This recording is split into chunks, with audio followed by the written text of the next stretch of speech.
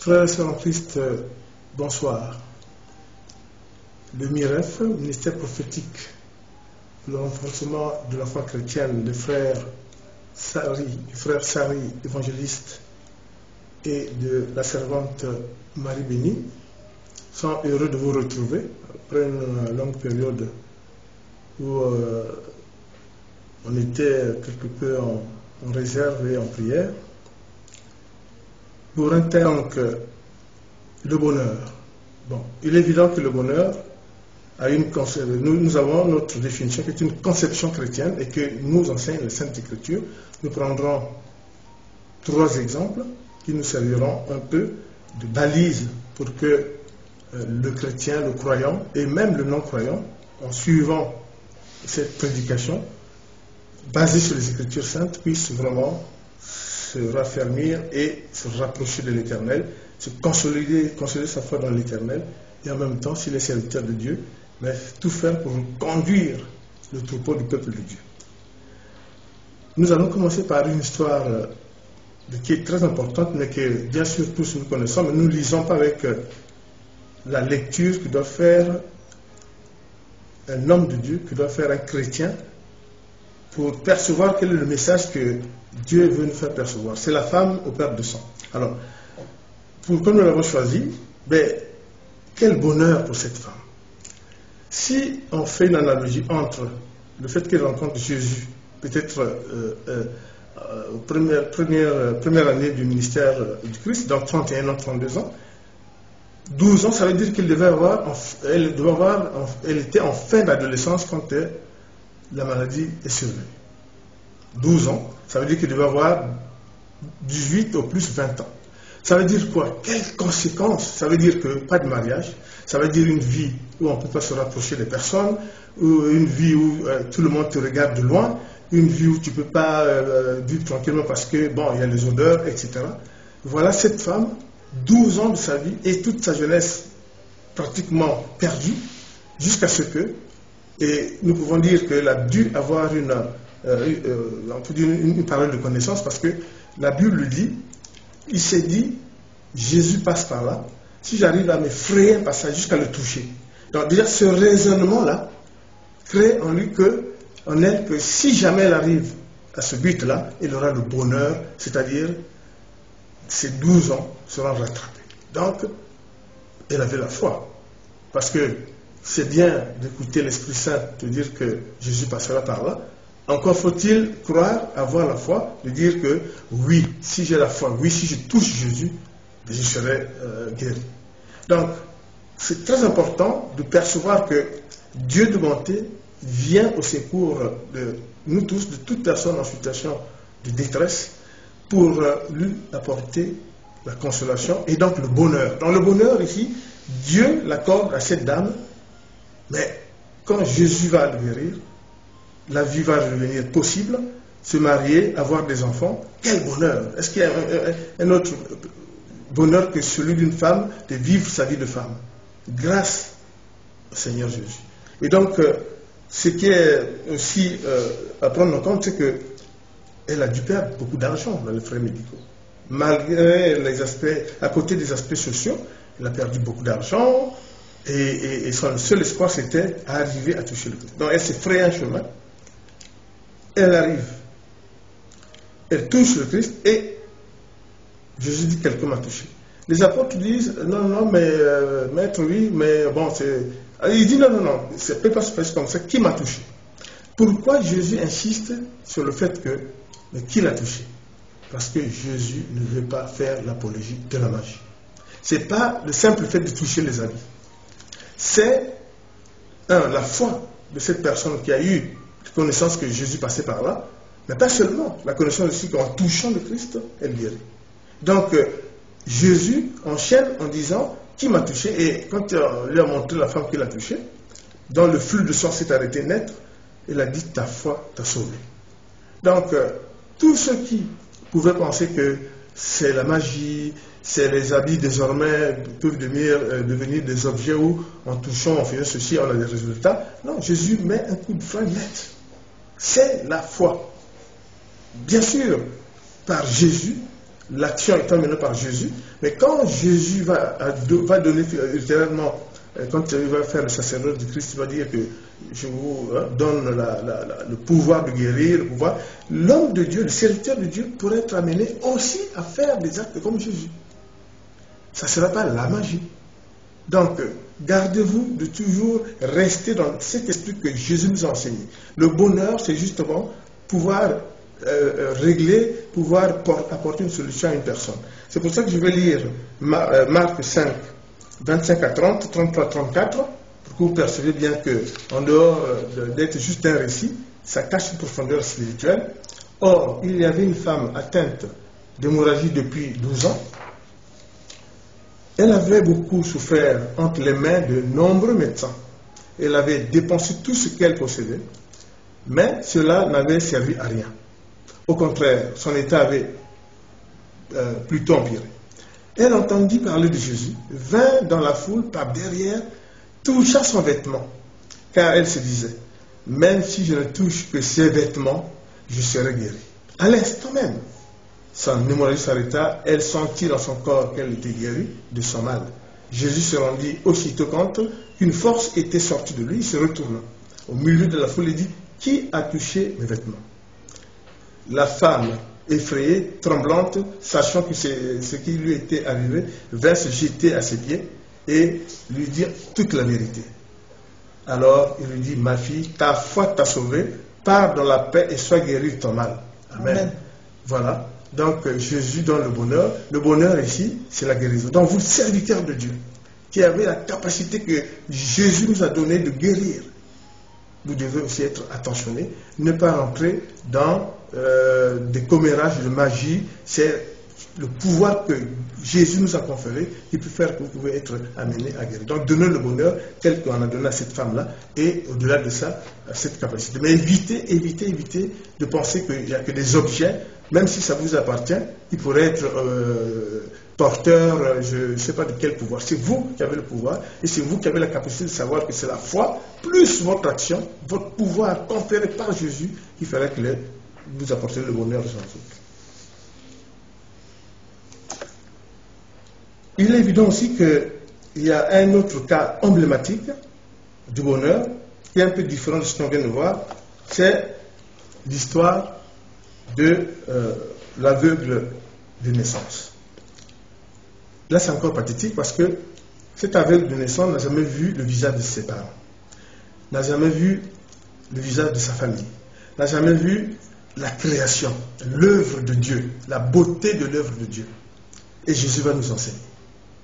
Il va prendre cet exemple pour nous dire que, justement, l'évangile, Dieu, si vous suivez l'évangile, si vous écoutez l'évangile, si vous vous convertissez, l'évangile vous apporte la lumière. Parce que Jésus est la lumière du monde.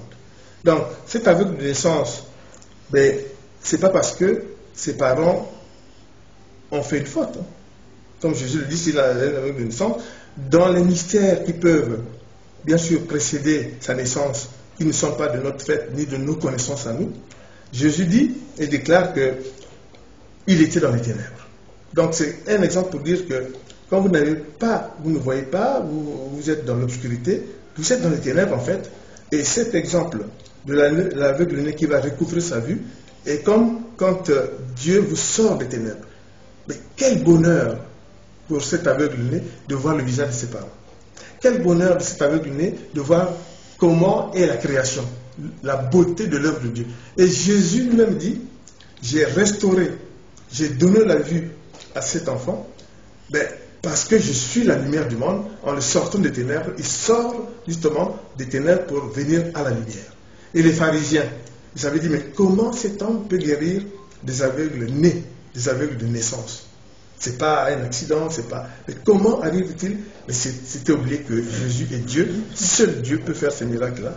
Et bien sûr, les serviteurs de Dieu qui pourraient avoir ce pouvoir conféré par l'Éternel peuvent aussi faire des prouesses.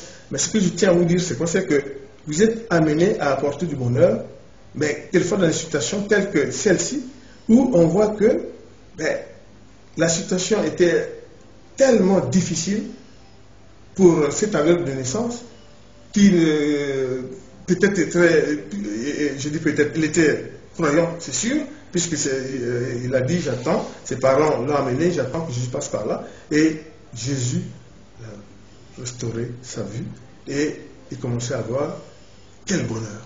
Donc le bonheur, encore une fois de plus, c'est par l'évangile. Le bonheur, une fois de plus, c'est par le sacerdoce de Christ qui vous a donné des pouvoirs. Le bonheur, c'est une fois de plus, frères et sœurs en Christ, croyants ou même simples personnes athées, mais en venant vers Dieu, vous allez sortir des ténèbres et vous éloigner de Satan. Et la prophétesse va lire donc Jean 9, 3, 7, 30, 39 et 30, 32 et 39. Je lis la parole de Dieu, Jean 9, 3, 7, 30, 32 et 39. Je lis la parole de Dieu. Verset 3. Jésus répondit, ce n'est pas que lui ou ses parents aient péché, mais c'est enfin que les œuvres de Dieu soient révélées en lui. Verset 4. Il faut que je fasse tant qu'il fait jour les œuvres de celui qui m'a envoyé. La nuit vient où personne ne peut travailler. Verset 5. Pendant que je suis dans le monde, je suis la lumière du monde. Verset 6. Après avoir dit cela, il cracha par terre et fit de la boue avec sa salive. Puis il lui appliqua cette boue sur les yeux de l'aveugle. Verset 7. Et il lui dit, va te laver au bassin de Siloé, nom qui signifie envoyé. Il y alla donc, se lava et revint voyant clair. Verset 30. Cet homme leur répondit, voilà qui est étonnant. Vous ne savez pas d'où il est, et pourtant il m'a ouvert les yeux. Verset 31. Nous savons que Dieu n'exauce pas les pécheurs, mais qu'en revanche, si quelqu'un l'honore et fait sa volonté, il exauce. Verset 32. Jamais encore on n'a entendu dire que quelqu'un ait ouvert les yeux d'un aveugle né. Verset 39. Puis Jésus dit, je suis venu dans ce monde pour un jugement, pour que ceux qui ne voient pas voient, et pour que ceux qui voient deviennent aveugles. Amen. Amen. Voilà. En exégèse biblique, il faut voir que l'histoire de l'aveugle de naissance est justement le fait de toutes ces personnes qui sont loin de Dieu, qui sont dans les ténèbres.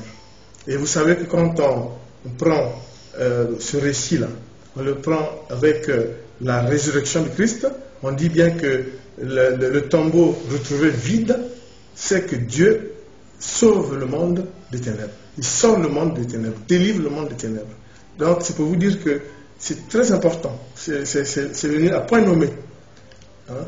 Donc en exégèse biblique, on peut dire que par cette histoire, Jésus veut dire qu'il est la lumière du monde, mais en même temps il dit qu'en suivant l'évangile, en le suivant, en vous convertissant, vous sortez des ténèbres, vous vous délivrez des ténèbres.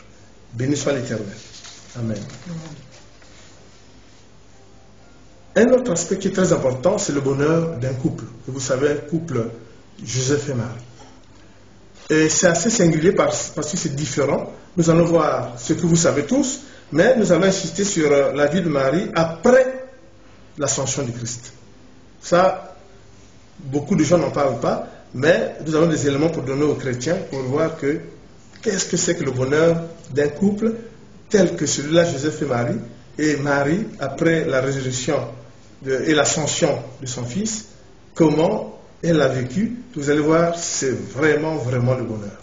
Alors, vous savez que par Luc, qui avait donc en charge l'annonciation, la visitation et la naissance du Christ, nous a apporté pas mal de choses où nous devons retenir que c'est l'ange Gabriel qui annonce tout, qui lance tout, envoyé par Dieu, et évidemment auprès d'une vierge qui est Marie, qui était fiancée à Joseph, donc c'est connu, tout ça vous savez.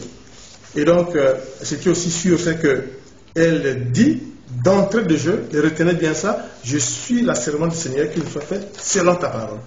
Donc, aussitôt, elle a accepté. Et nous allons voir que Jésus, quand on va conclure cette histoire, qu'est-ce que va dire Jésus pour sa mère? Donc, Joseph aussi va jouer le jeu parce que, étonné que sa femme puisse être enceinte alors que lui, c'est pas de lui, l'ange Gabriel est envoyé aussi par Dieu pour bien dire à Joseph que c'est l'œuvre de l'Éternel, puisque de cette naissance naîtra le sauveur du monde, le sauveur de l'humanité. Et Joseph était pieux, il avait la crainte de Dieu, il était de la lignée de David. Donc c'était vraiment incroyant. Et il a suivi ce que l'ange Gabriel lui avait dit.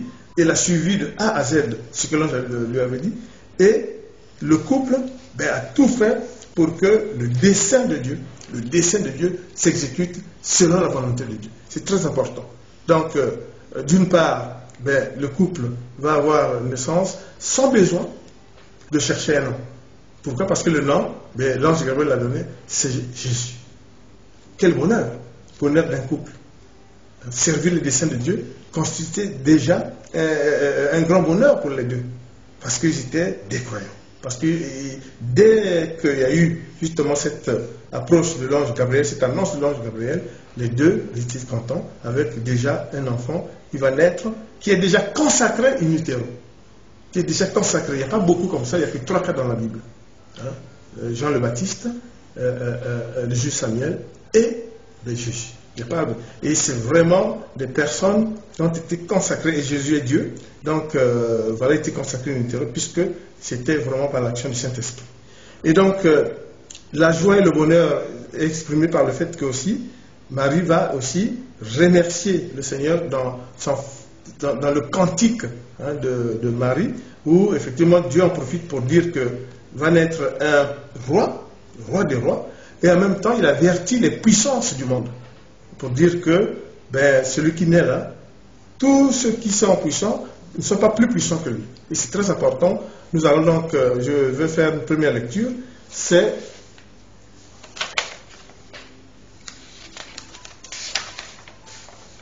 Luc 1, 26 à 28, 30, 32, 34, 35, une lecture en fait commentée. Le 6e mois, l'ange Gabriel fut envoyé par Dieu, ce que vous savez bien, dans la ville de Galilée, ville appelée Nazareth, chez une vierge fiancée à un homme de la famille de David appelé Joseph. Le nom de la vierge était Marie. L'ange entra chez elle et dit: je te salue, toi à qui une grâce a été faite, le Seigneur avec toi, tu es bénie parmi les femmes. Et dans le verset 30, l'ange lui dit: n'aie pas peur Marie, car tu as trouvé grâce auprès de Dieu. Voici que tu seras enceinte, tu mettras au monde un fils et tu lui donneras le nom de Jésus. C'est ce que j'ai dit tout à l'heure, la Bible dit le nom. Il sera grand et sera appelé fils du Très-Haut, et le Seigneur lui donnera le trône de David, son ancêtre. Marie dit à l'ange: comment cela se fait-il que sera-t-il, puisque je n'ai pas de relation avec un homme? L'ange lui répondit: le Saint-Esprit viendra sur toi et la puissance du Très-Haut te couvrira de son ombre. C'est pourquoi le Saint-Enfant qui naîtra sera appelé Fils de Dieu. Donc, Dieu rassure. Dieu est un Dieu qui rassure. Dieu est un Dieu qui suscite l'adhésion en même temps qu'il vous appelle à son projet, à son dessein. Et surtout quand vous acceptez, vraiment, alléluia, c'est vraiment la voie qu'a choisi Marie et Joseph. Et c'est ce qui est très important. Et comme Joseph avait quelques doutes, était préoccupé, Dieu envoya aussi l'ange Gabriel. Et dans Matthieu 1, verset 20 à 21, comme il y pensait, un ange du Seigneur lui apparut dans un rêve et dit: Joseph, descendant de David, n'aie pas peur de prendre Marie pour femme, car l'enfant qu'elle porte vient du Saint-Esprit. Elle mettra au monde un fils et tu lui donneras le nom de Jésus, car c'est lui qui sauvera son peuple de ses péchés. Et c'est comme ça que, comme pour remercier le Seigneur de les avoir choisis, et Marie va donc chanter un cantique. Et vous savez que les cantiques, c'est des chants, mais c'est des chants d'allégeance, c'est des chants d'attachement à Dieu, d'attachement au Seigneur. Et il va dire: C'est dans Luc, de Luc 1, 51 à 55.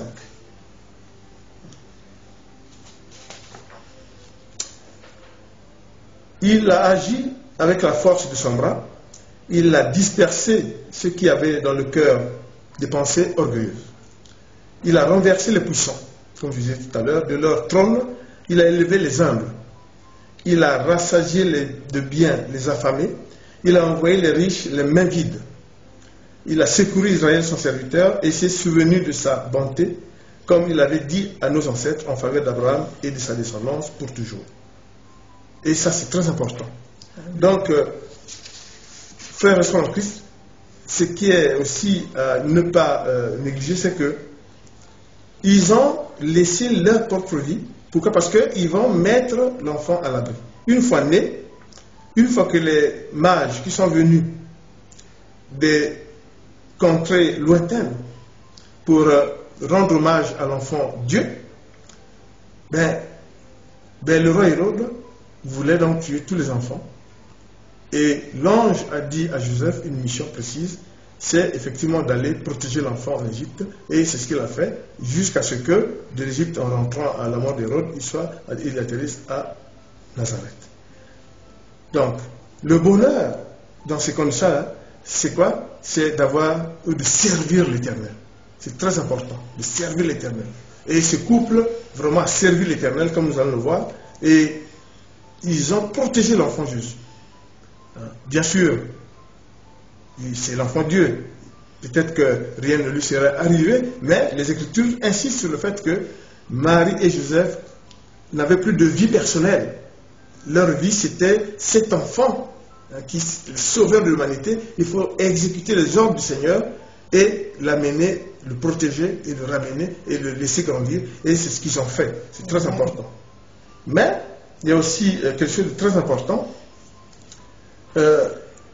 C'est que quand Siméon, qui attendait la naissance, va donc rencontrer Marie, il va faire ce qu'on appelle, vous savez très bien, le cantique de Siméon, parce que Dieu lui avait dit qu'il ne quittera ce monde que quand il aura vu Jésus, la lumière du monde, et c'est ce qu'il va faire donc en rencontrant Marie. Mais il y a aussi une parole que Dieu va passer par Siméon pour dire à Marie, et que beaucoup de nous passons, quand nous lisons, nous ne faisons pas attention, nous n'insistons pas. Il y a le bonheur de Marie, mais Marie aussi, quand tu vas continuer sa vie avec Joseph en élevant Jésus selon les Écritures, il aura ça toujours en tête. Ce que Siméon va dire ceci, c'est Luc 2, versets 34 à 35.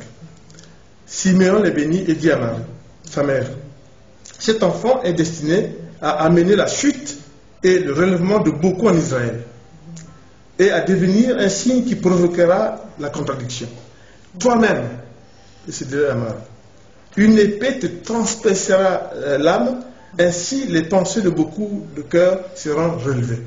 Souvenez-vous de cette parole.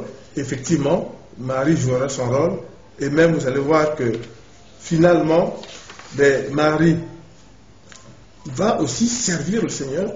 C'était son fils, mais aussi servir le Seigneur. Comment? Aux noces de Cana, premier miracle de Jésus, les Marie qui n'avait pas de vin vont demander vraiment à Marie est-ce que Jésus peut faire un miracle. Bon, évidemment, Jésus n'est pas sur les ordres de quiconque, puisque Jésus va dire une femme, que me veux-tu? Et Marie va expliquer. Et une parole que vous devez toujours vous rappeler dans le noces de Cana, c'est que Marie va dire faites ce qu'il vous dit. Faites ce que vous. Donc, Marie intercède auprès de la foule pour dire faites ce qu'il vous dira. Et ils ont fait, quand Jésus a dit mettez les fûts, etc. Et ils ont fait ce que Jésus demandait. Et évidemment, il y a eu le premier miracle, il y a eu le noces de Cana avec le vin, l'eau transformée en vin, etc. Et puis, vous savez aussi que après la résurrection, Marie était parmi les femmes qui étaient, les 120 qui sont allées pour attendre l'Esprit Saint, Marie était parmi eux, les 120. Et ensuite, Marie, mère de Dieu Jésus, a fait le chemin de croix. Et elle était parmi les 5 femmes qui étaient qui ont fait le chemin de croix autour de Jésus.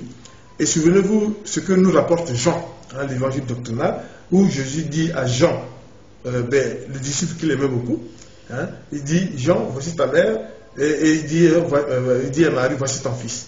Et la Bible lui dit, Marie restera avec Jean et ne le quittera plus. Et effectivement, après la résurrection, le bonheur de Marie, bien sûr, qui a perdu son fils crucifié, mais attention, qui savait qui était son fils et qui sait que par cet acte, par la résurrection, Jésus a sauvé le monde.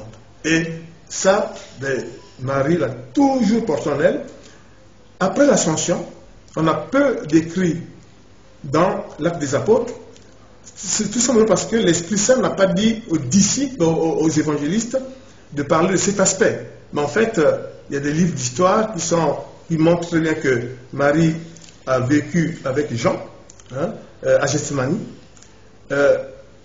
Venait la visiter Pierre, Jean, avec lui vivait maintenant Pierre, ensuite aussi Joseph d'Arimathée qui avait donné le tombeau, enfin la tombe pour le dépôt du corps de Jésus, donc qui venait aussi la visiter, elle a eu une vie. Ensuite, il y a la sœur de Lazare, Marthe, qui venait aussi la visiter. Et les livres d'histoire disent très bien qu'elle vivait toujours dans la joie d'avoir servi le dessein de Dieu. La joie, le bonheur d'avoir. Et il disait toujours que là où il était à Gethsémani avec Jean, elle voyait toujours du côté de Nazareth leur demeure, où avec son mari, ils avaient effectivement accepté le dessein de Dieu. Et ce qui est très important, c'est là où j'ai élevé l'enfant Jésus. Et puis, évidemment, elle était au courant de la répression des disciples de Jésus, comme disait les disciples de Jésus, les disciples de mon enfant. Mais elle était toujours au courant des nouvelles concernant la répression, etc. Et évidemment, elle savait qu'elle rejoindra le Christ. Donc, pour terminer, on peut dire qu'elle a vécu, elle n'a pas eu en tant que telle une répression la concernant. Au contraire, elle a été quand même une consolation pour les disciples qui venaient vers elle. Pierre notamment, avant que Pierre n'aille dans les années 43-44, c'est son long chemin vers Rome. Il l'a plus après revu. Mais elle était vraiment dans le bonheur d'avoir contribué à servir le Seigneur et à faire en sorte que par la résurrection de son Fils, l'humanité soit sauvée. Béni soit l'Éternel. Voilà.